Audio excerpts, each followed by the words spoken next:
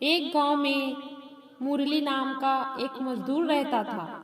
वह एक फैक्ट्री में मजदूरी करता था और अपने परिवार का भरण पोषण करता था। यूं ही दिन बीतते गए और होली का त्योहार करीब आने लगा और इसी कारण वह खूब जी तोड़ मेहनत करने लगा और मन ही मन यही विचार करता रहता था कि होली का त्योहार बड़े धूमधाम से अपने परिवार के साथ मनाऊंगा।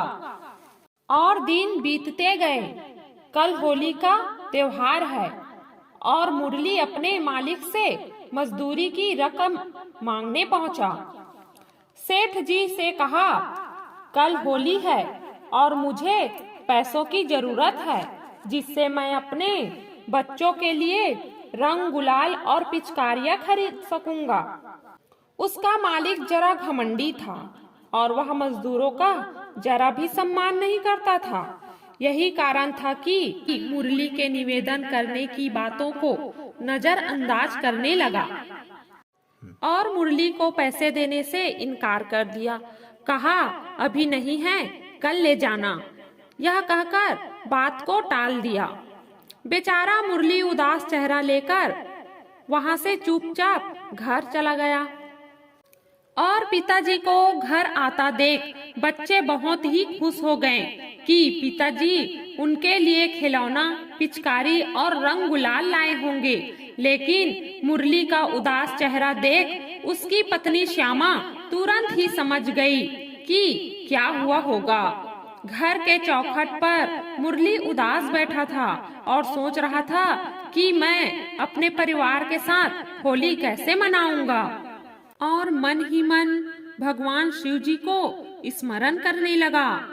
वही फैक्ट्री के मालिक और मुरली की सारी बातें सेठ जी के पिताजी, जो कि काफी रहमदिल और दयालु स्वभाव के थे और अपने अच्छे व्यवहार से उन्होंने अपने फैक्ट्री के सभी मजदूरों से बहुत ही गहरा लगाव बना लिया था और वह मुरली के बारे में सोच रहा था कि इसकी मुझे मदद कैसे करनी चाहिए।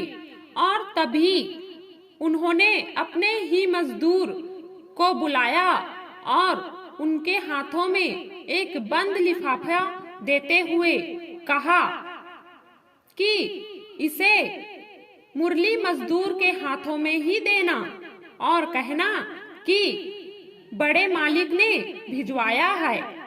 मुरली को किसी के आवाज लगाने जैसा आभास होता है। घर से बाहर निकलने पर क्या देखता है कि मुरली की फैक्ट्री का एक मजदूर लिफाफा लिए घर आया हुआ है। साथी को दरवाजे पर खड़ा देख मुरली उसका अभिवादन किया और कहा, आप कैसे हैं? आपका आना कैसे हुआ? तभी साथी मजदूर ने लिफाफा देते हुए सारा वृत्तांत बताया और वहां से चला गया।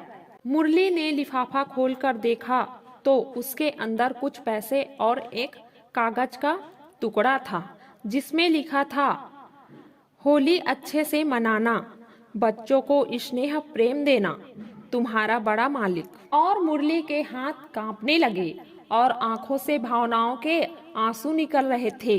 इस तरह मुरली और इसका परिवार सुखी सुखी होली का त्योहार मनाया और भगवान को धन्यवाद दिया और बड़े मालिक की लंबी उम्र की कामना किया।